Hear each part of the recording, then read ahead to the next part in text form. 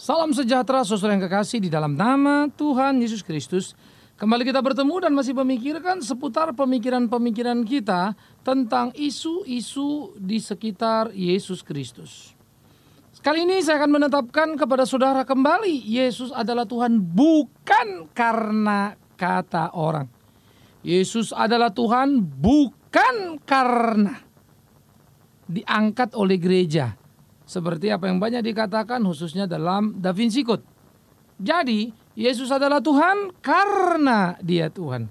Nun jauh di sana sebelum konsili Nisea yang meneguhkan keilahian atau ketuhanan Kristus bukan menetapkan, tapi meneguhkan ulang apa yang sudah dikatakan oleh Alkitab ratusan tahun sebelum konsili Nisea. Ini penting untuk kita perhatikan. Sehingga orang-orang Kristen juga jangan hanya sekedar percaya, tapi tak mampu menjelaskan atau membantah tanpa bisa memberitahukan kebenaran. Nah, kita kembali kepada bacaan kita Matius 16 ketika Petrus mengatakan, Matius 16 yaitu pengakuan Petrus. Dikatakan ayat 16, maka jawab Simon Petrus, engkau adalah Mesias, anak Allah yang hidup. 17, kata Yesus kepadanya, berbagailah engkau Simon bin Yunus, sebab bukan manusia yang menyatakan itu kepadamu, melainkan Bapakku yang di sorga. Nah, jadi kita melihat bagaimana kemudian Petrus sebagai murid yang penting dari antara murid-murid Yesus mengatakan pengakuan yang hebat, engkau adalah Mesias, anak Allah. Untuk menjawab pertanyaan Yesus. Kalau orang mengatakan dia itu Elia atau Yohanes Pembaptis atau Yeremia atau salah satu dari nabi, murid-murid bilang apa? Maka Petrus mewakili seluruh murid dan berkata, Yesus adalah Mesias dan anak Allah. Dia anak Allah yang hidup. Dan pengertian Mesias atau pengertian anak Allah sudah mengacu pada pengertian yang seutuhnya atau satu pengertian yang mengatakan keilahian Yesus Kristus. Nah, sekarang seperti yang dikatakan banyak orang, Yesus tidak pernah mengatakan seperti itu. Yang mengatakan itu Petrus. Baik, mari kita ikuti alur berpikir. Memang Petrus yang mengatakan dia adalah Mesias anak Allah. Menarik. Perhatikan. Menarik. Perhatikan sekali lagi Gus. Menarik. Yesus mengatakan apa? Petrus, berbahagialah engkau. Sebab bukan manusia yang menyatakan itu kepadamu, melainkan Bapakku yang di sorga. Petrus, berbahagialah engkau. Bukan manusia yang menyatakan itu padamu, melainkan Bapakku yang di surga. Apa artinya? Dengan segera kita tahu, anak kecil pun akan tahu. Yesus mengatakan bahwa apa yang dikatakan Petrus itu betul. Karena bukan manusia tapi Bapa yang di sorga. Kecuali Bapa yang di sorga itu suka salah-salah. Iya kan? Jadi pertama betul dong berarti apa yang dikatakan oleh Petrus. Yesus mengaminkannya. Yang kedua yang menjadi penting kita pikirkan juga adalah Yesus justru mengkonfirmasi kalimat Petrus sebagai kalimat sorga.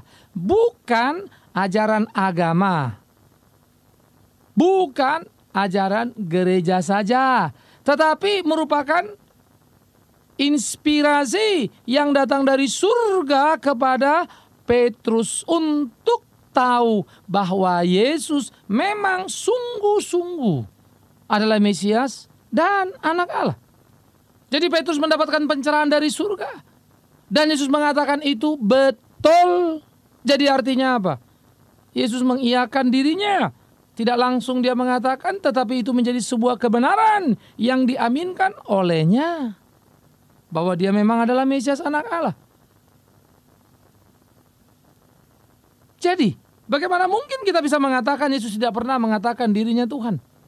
Murid-muridnya yang mengatakan dirinya Tuhan. Kalau memang muridnya salah, pasti Yesus akan mengatakan, Petrus, engkau mengatakan aku Mesias anak Allah?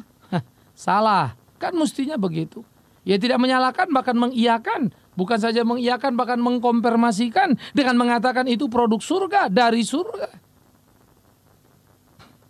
Nah saya kira saudara yang kekasih, ini harus dipahami sebagai sebuah kebenaran yang utuh. Ini harus dipahami sebagai keutuhan yang harus dilakukan di dalam kehidupan. Dimengerti oleh setiap orang-orang percaya. Jadi di tengah-tengah pergumulan kehidupan seperti itulah orang-orang Kristen hidup dan melakukan apa yang menjadi kehendak Tuhan. Di tengah-tengah pergumulan seperti itulah orang Kristen harus menetapkan di dalam kehidupannya supaya sungguh-sungguh menjadi pergumulan yang sehat di dalam dirinya. Apa yang seharusnya dikerjakannya. Nah, saudara-saudaraku yang kekasih, ini menjadi penting. Sehingga semangat untuk mengerti kebenaran menjadi satu semangat yang patut diperhatikan dengan sungguh-sungguh. Belum lagi di ayat 20 apa dikatakan? Lalu Yesus melarang murid-muridnya supaya jangan memberitahukan kepada siapapun bahwa ia Mesias. Itu Yesus sendiri yang ngomong. Lalu dia bilang, ya dia nyebut Mesias tapi bukan anak Allah. Saudaraku, Mesias saja jangan diomongin apalagi anak Allahnya. Kenapa? Karena memang orang belum siap menerima satu kenyataan. Yesus suka mengatakan saatku belum tiba. Ada satu proses yang berjalan yang harus diselesaikan. Ini saya kira harus dimengerti semua. Sehingga pengakuan terhadap dia, oleh karena dia melakukan secara proses dalam waktu. Dalam rangka mempersiapkan umat mengerti siapa dirinya. Itu saja pun sudah tersalib, masih banyak yang salah ngerti kok. Jadi sangat masuk akal dan sangat bisa dipahami. Mengapa itu kesannya seperti dibuat misteri. Tapi Yesus sendiri melarang murid-muridnya menyebut dirinya Mesias. Dan dia pun tidak pernah menidakkan apa yang dikatakan Petrus, justru mengaminkan. Jadi mau apa lagi? Bahwa kemudian orang tidak percaya, tidak bisa menerima, itu memang persoalan lain lagi. Ya, itu persoalan lain lagi. Itu tentu bukan jadi persoalan kita lagi. Tapi penjelasan ke kita adalah satu fakta-fakta yang aktual. Bahwa Yesus memang adalah Tuhan yang hidup itu. Yesus adalah Tuhan yang ajaib itu. Yesus adalah Allah yang menyatakan diri.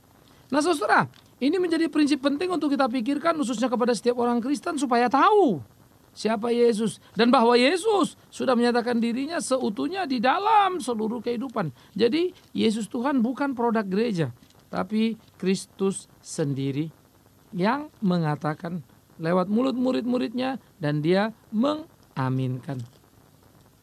Ya, itu penting. Lalu yang kedua adalah pada waktu di dalam kitab Injil Matius pasal 26, ini kita akan perhatikan juga saudara. Kitab Injil Matius pasal 26.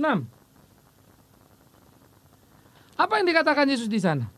Matius pasal 26 kita akan membaca ayat yang ke-63 dan 64. Demikian firman Tuhan. Tetapi Yesus tetap diam, lalu kata imam besar itu kepadanya, demi Allah yang hidup, katakanlah kepada kami, apakah engkau Mesias, anak Allah atau tidak? Jawab Yesus, engkau telah mengatakannya. Akan tetapi aku berkata kepadamu, mulai sekarang kamu akan melihat anak manusia duduk di sebelah kanan yang maha kuasa dan datang di atas awan-awan di langit. Nah, cerita tentang Yesus Mesias anak Allah sudah beredar luas. Para imam kemudian mengkonfirmasi karena dengan asumsi mereka akan bisa menghukum Yesus karena menyebut dirinya anak Allah, dan itu pada waktu itu dianggap sebagai sebuah perlawanan, sebuah penghinaan kepada Allah, dan hukumannya adalah hukuman mati. Jadi, apakah Yesus membantah? Yesus bilang tidak, engkau sudah mengatakannya. Selalu memang pola yang sama dipakai oleh Tuhan Yesus. Engkau sudah mengatakan aku Mesias anak Allah, lalu mau apa lagi? Nah itu sebab pada waktu Yesus kemudian disalibkan mereka mengejek, kan kau Mesias anak Allah, ayo dong turunkan dirimu. Artinya apa sekali lagi? Artinya semua orang tahu apa yang ada di sana. Semua orang tahu siapa dia.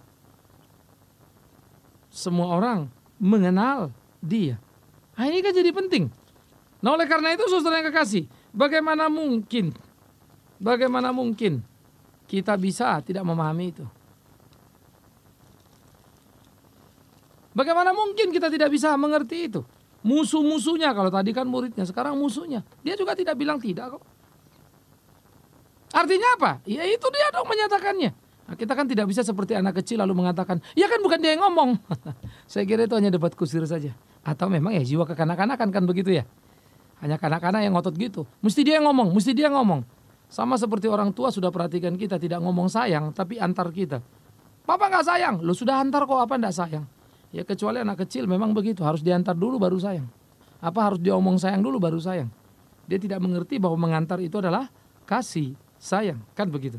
Nah, jadi saudaraku yang kekasih, Alkitab pun dengan tegas mengatakan bagaimana bukan saja muridnya yang bernama Petrus, tetapi juga musuh-musuhnya para imam besar menggugat dia. Apakah betul kau Mesias anak Allah seperti yang kami dengar dari banyak orang engkau katakan dari mulutmu? Yesus tidak bantah. Yesus nggak bilang enggak. Padahal waktu dia mengatakan seperti katamu dan engkau sudah mengatakannya. Dan sekarang engkau akan melihat anak manusia yaitu dirinya duduk di sebelah kanan Allah. Yaitu sesudah dia mati bangkit naik ke surga. Makin ngamuklah mereka. Artinya dia tidak peduli resiko dari apa yang dikatakannya. Bahwa itu menjadi sebuah kematian bukan masalah. Tapi memang itu adalah kebenaran yang harus dikatakannya. Sekarang orang sudah tahu dong siapa dia. Kemarin kenapa dilarang? Sudah waktunya lah. Mereka perlu tahu kok. Karena apa? Karena dia sudah dekat mau disalibkan. Jadi persoalan kepada murid-murid dilarang memberitakan Masius hanya soal waktu kan. Toh akhirnya para imam tahu dan mereka menanyakannya. Dan dengan alasan itulah dia disalibkan. Tapi itu tidak jadi masalah. Kenapa tidak masalah? Karena memang itulah panggilannya. Nah, jadi saudara yang kekasih, itu menjadi penting untuk kita pahami bersama-sama bagaimana di dalam kehidupan ini menjadi penting iman yang sejati, iman yang sungguh-sungguh. Supaya kita bisa mengerti kepada kebenaran yang sejati itu. Bahwa Yesus memang adalah Tuhan, bukan kata orang. Yesus adalah Tuhan karena ia yang mengatakan. Yang mengatakan itu adalah muridnya Petrus, dia aminkan. Tetapi juga dalam dialognya dengan para iman yang notabene beroposisi atau menjadi musuh dengan dirinya. Ia pun menyatakan itu. Jadi bagaimana kita bisa mengatakan dia bukan Tuhan. Ya. Ini kan lucu sekali. Nah, oleh karena itu saudaraku yang kekasih, ya, ini harus kita pahami dengan sungguh-sungguh. Yang lebih hebat lagi adalah dalam kitab Injil Lukas. Lukas mencatat. Dia mengatakan apa? Dalam kitab Injil Lukas pasal 26 sampai 31 satu perikop itu. Tetapi kita akan lihat saja ayat 28, ya, dikatakan apa? Ketika ia melihat Yesus, ia berteriak lalu tersungkur di hadapannya dan berkata dengan suara keras, "Apa urusanmu dengan aku, hai Yesus anak Allah yang Maha Tinggi? Aku memohon kepadamu supaya engkau jangan menyiksa aku," yaitu roh yang merasuki orang di Gerasa. Jadi orang yang dirasuki setan itu, setan langsung teriak. Ya, lalu berkata kepada Yesus, "Apa urusanmu dengan aku, hai Yesus anak Allah yang Maha Tinggi?" Setan aja tahu dia anak Allah yang Maha Tinggi. Yang nggak tahu siapa? Ya supernya setan sudah. Kan begitu. Ya. Setan aja tahu kok. Ini berarti kan orang lebih parah dari setan yang tidak tahu kalau Yesus ada anak Allah yang Maha Tinggi. Karena setan aja tahu, mestinya kan manusia tahu. Manusia kan gak sebejat setan yang bejat itu. Nah, setan yang bejat itu aja tahu kok. Ya kan? Jadi siapa Yesus? Yesus anak Allah yang Maha Tinggi. Setan di Gerasa itu pun tahu. Tapi jangan bilang lagi begini, itu kan yang tulis Lukas. Nanti saya juga akan ngomong. Jadi bagaimana? Oh, Yesus tidak pernah menyebut namanya Tuhan kok. Saya akan bicara lagi. Itu yang bilang kan kamu. Begitu toh ya. Itu kan debat kusir namanya. Tapi faktanya adalah ada dan tunjukkan di mana salahnya. Di mana bahwa argumen mengatakan bukan Yesus mengatakan itu sebagai sebuah kebenaran. Kan begitu. Silakan tunjukkan sendiri. Kitab Injil ini 4 orang. Belum lagi kitab-kitab lain yang senada.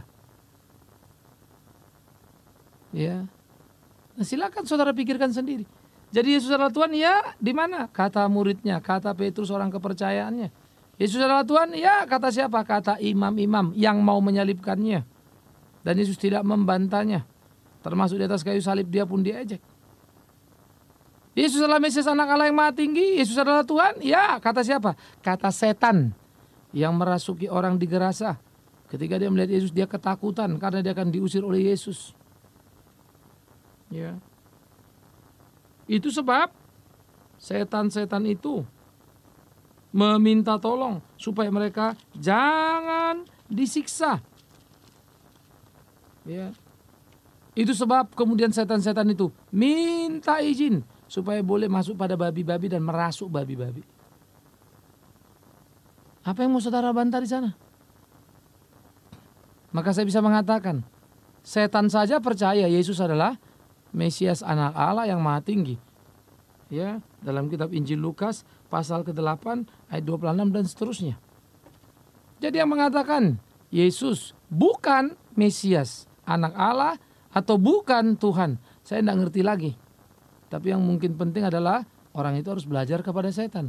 Karena setan saja tahu, percaya, dan ketakutan. Pincam kan itu. Sehingga saya pikir-pikir seringkali setan lebih bijak dari banyak orang dalam mengenal siapa Yesus Tuhan. Banyak orang tidak bisa kenal sehingga hidup semau-maunya. Bisa menjungkir balikkan seluruhnya. Padahal setan saja tahu. Tapi karena tahu, dia tahu diri. Itu sebab dia tidak melawan Yesus. Karena dia tahu dia akan kalah. Tidak ada gunanya. Dan dia minta izin kepada Yesus supaya bisa merasuk babi-babi. Nah, waktu Tuhan izinkan dia merasuk babi-babi, itu juga bukan dalam kerangka Tuhan memenuhi kehendak setan. Tidak. Tetapi karena Yesus juga mau mengajarkan kepada orang-orang di Gerasa betapa jiwa manusia lebih mahal daripada babi-babi itu. Karena memang kemudian orang-orang di sana geger. Babi ribuan itu mati. Karena bagi mereka rupanya nilai ekonomis babi lebih penting daripada orang itu bebas dari rasukan setan. Tapi semua menunjukkan betapa mahalnya harga jiwa. Tidak sebanding dengan babi-babi yang ribuan itu mati. Sekaligus satu pengajaran dipelajarkan kepada hal-hal yang untuk mengerti. Pertama, ia adalah anak Allah yang maha tinggi. Sang Mesias itu setan pun tahu. Musuh-musuhnya para imam-imam pun tahu. Muridnya sendiri yang bernama Petrus pun tahu. Dan yang terakhir adalah Thomas di dalam kitab Injil Yohanes pasal yang ke-20 ayat 28 dan 29. Yohanes pasal 20, 28 dan 29. Itu merupakan pengakuan Thomas ketika Thomas berkata, "Ya Tuhanku dan Allahku." Peristiwa itu dilatar belakangi oleh penampakan Yesus kepada murid-murid minus Thomas. Sehingga Thomas menyatakan statementnya bahwa dia tidak percaya sebelum dia memasukkan jarinya ke tangan yang berlubang paku. Tapi kemudian Yesus datang dan bertanya kepada Thomas, "Hai Thomas, ini aku. Mana tanganmu, mana jarimu, masukkanlah, periksalah, dan jangan lagi tidak percaya." Kemudian Thomas menjadi percaya bahwa Yesus memang adalah Yesus Tuhan yang hidup itu. Tetapi apa kata Yesus? "Thomas, kau percaya karena engkau telah melihat. Bahagialah mereka yang tidak percaya sekalipun tidak melihat." Lagi-lagi Yesus tidak membantah. Dia Tuhan, dia Allah. Ya kurios, ya theos, weis. Dua pengakuan ini penting dalam struktur Yunani. Kenapa? Pertama, kurios itu bisa jadi Tuhan atau Tuhan yang dimuliakan. Tapi theos jelas-jelas Allah. Dan Thomas memberikan pengakuan yang sangat mendalam. Dia adalah Tuhan, Lord sekaligus God. Hebat sekali. Nah, oleh karena itu saudaraku yang kekasih, kembali sebetulnya sedikit menggelikan ketika orang berkata ia tidak pernah mengatakan. Jadi sebelum dia mati, sebelum dia disalib, Petrus mengatakan dia aminkan. Dalam pelayanannya mengusir setan di Gerasa, setan pun tahu dia Tuhan. Dan lari terbirit-birit dengan minta izin kepada babi-babi. Dan kemudian kita juga melihat bagaimana para imam yang notabene musuhnya juga tahu dia Mesias anak Allah. Dan mereka menghukumnya karena hal itu. Jadi bagaimana kita bisa mengatakan? Ia tidak pernah mengatakan. Aneh sekali. Kalau bukan dia yang mengatakan, pasti murid-muridnya yang disalibkan. Ini yang dia ngomong kok. Dan tidak dia bantah pada imam-imam. Itu sebab dia menerima risiko atas pembicaraannya, atas perkataannya untuk mengatakan dia Mesias anak Allah. Yang tidak bisa diterima oleh kelompok para eksekutif-eksekutif agama pada waktu itu. Pemimpin-pemimpin agama, imam-imam ini. Dan kemudian kita melihat pada waktu dia sesudah bangkit dari kematian, Thomas malah memberikan pengakuan yang sangat kuat. Dan Yesus berkata, "Kau katakan itu, kau percaya pada aku Mesias anak Allah adalah karena apa? Karena kau melihat aku." Dan dia berkata, "Berbahagialah mereka yang percaya sekalipun tidak melihat aku." Itulah kebahagiaan. Tapi kalau orang kemudian ada yang nggak ngelihat dan nggak percaya, ya wajar-wajar saja. Bahkan banyak yang melihat pun tetap nggak percaya. Seperti siapa? Yaitu imam-imam itu loh. Tetap saja mereka menyalibkan Yesus. Nah, oleh karena itu secara yang bergulir seharusnya orang Kristen bergumul dan memegang prinsip kuat bahwa Yesus adalah memang betul-betul Tuhan yang hidup, anak Allah yang hebat. Aneh kan kalau Da Vinci Code mengguncang saudara? Aneh kan kalau Injil Yudas mengguncang saudara? Aneh kan sebetulnya kalau berbagai cerita-cerita yang belum bisa dipertanggungjawabkan secara utuh kok bisa menjadi sebuah kebenaran yang mengguncang? Aneh sekali. Nah karena itu orang-orang Kristen harus belajar dalam pengakuannya yang sungguh, dalam imannya yang sejati. Di dalam kerangka dia mengerti siapa Yesus Tuhannya. Dia harus sungguh-sungguh mengerti, memahami posisi di dalam hidupnya. Sehingga dia melakukan apa yang dituntut oleh Tuhan. Di dalam keberimanan bahwa Yesus betul Mesias, anak Allah yang hidup. Bukan kata orang, tetapi kata murid-muridnya. Bukan kata orang, bahkan kata musuh-musuhnya. Bukan kata orang, bahkan kata setan. Bukan kata orang, kata Thomas juga. Tapi bukan karena kata mereka dia Tuhan maka dia Tuhan. Tapi karena memang dia Tuhan. Dan dia menyatakan dirinya secara unik dan luar biasa. Kelihatannya banyak orang harus belajar kepada setan. Bagaimana setan segera bisa mengenal Yesus adalah Mesias anak Allah. Karena para imam saja gagal, ahli Taurat saja gagal. Tapi kalau saya pikir-pikir ahli Taurat saja gagal, apalagi yang tidak ahlinya Taurat. Wajarlah kalau gagal, kan begitu ya. Karena itu iman yang diberikannya. Untuk kita percaya bahwa Yesus adalah Tuhan, itu anugerah yang luar biasa. Yang harusnya dihargai, direspon dengan sungguh-sungguh. Dalam pengakuan iman yang utuh, dalam hidup yang seperti Tuhan mau. Sehingga tidak ada kesalahan dalam mengikut Tuhan.